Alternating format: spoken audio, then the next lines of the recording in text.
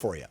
A woman claims her dog voted in the 2020 election. Yes, her dog, and she has proof. But according to the left lamestream media, every person that voted legally voted, right? And only legal votes were counted.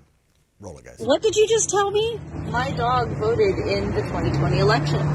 And how did you find this out? I got an email that now won't open because the server is down, apparently. So now she has her microchip number as her social security. I went to the voting place, looked under her name and everything, told them her social security number. All of her vet records are gone now. And she had already voted. I'll just leave that right there. Speaking of voter irregularities and fraud, my next guest knows a little bit about recounts and Election Day debacle. She's the former chair of the U.S. Elections Assistant Commission and a former White House attorney for the Bush administration. Joining me now, Gineen Bresso. Ms. Bresso, how are you doing today? I am well. Thank you for having me. 20 years ago, we went through something similar, not what's happening today, but the country didn't react the way it's reacting now. And I would say that's partly, if not entirely, due to the mainstream media and social media. You recall what happened 20 years ago when the media jumped to conclusions and said that Al Gore was our president, and 37 days later, that was reversed.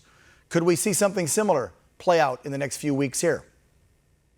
Well, certainly the president has indicated that he will be moving forward with lawsuits in several of the swing states, and there will be recounts occurring in some states, Wisconsin and Georgia. There'll be audits also occurring in Georgia, and we'll see what happens in Pennsylvania.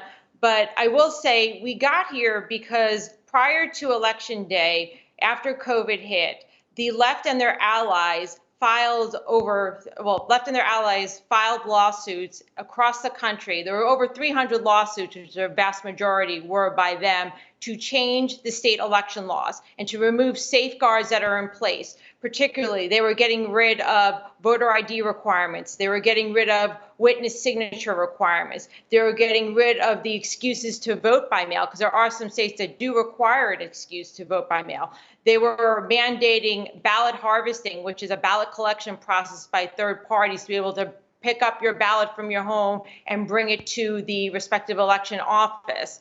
So everything that they've done is what I think created this landscape that we have in place right now.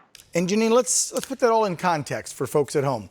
So when the left was doing this, because I recall, and we weren't on the air quite yet with this show, they were doing it all in the name of health and safety. That's how they disguise these over, as you just informed me, I didn't know it was this many. I knew there was dozens, 300 lawsuits to over 300 lawsuits. Yeah, to change voter and election laws and rules. The biggest one I recall, which made the biggest headlines, was in Pennsylvania, where they didn't have their legislator or the voting public even weigh in. Their very liberal state Supreme Court for the state of Pennsylvania decided to allow the votes to be come in and counted after Election Day, which is illegal and against election law. That's one of the biggest complaints the Trump campaign has in Pennsylvania, correct? Right. And not only did they not allow them to count Election Day, there's a presumption that the ballots that arrived after 8 p.m. on Election Day and prior to 5 p.m. on Friday didn't have to have a legible postmark. So in a sense, they were creating election days, which is contrary to what is provided in our U.S. Constitution.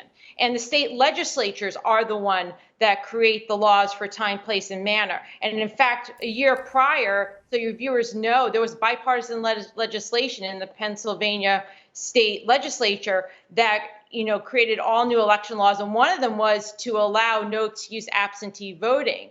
So there was a bipartisan compromise, and then the Pennsylvania Supreme Court took it upon themselves to rewrite the laws, which I believe, in my view, is unconstitutional. So what we can hope for, if folks watching this are Trump supporters, and I would probably assume that 99.5% of the viewers are, is that these legal battles go into the state Supreme Courts and then possibly eventually the Supreme Court of the United States of America.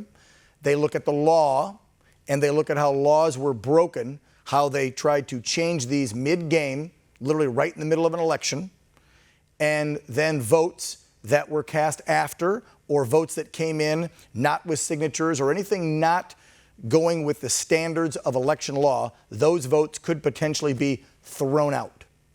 Correct?